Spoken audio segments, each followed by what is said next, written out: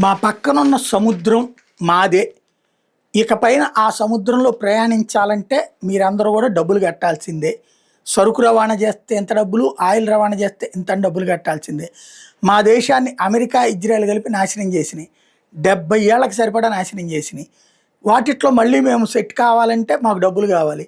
మా దేశంలో సంపద చాలదు కాబట్టి, అది ఇట్లా దాడులు చేస్తున్నప్పుడు మీరందరూ చూస్తూ కూర్చున్నారు కాబట్టి, మీరందరూ ఆపలేదు కాబట్టి మీరే భరించాలి ఆ భారాన్ని.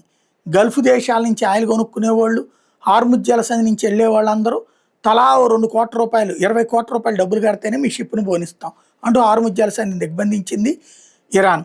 ఇరాన్ని దిగ్బంధించింది అమెరికా. ఓ పక్కన అది నడుస్తోంది.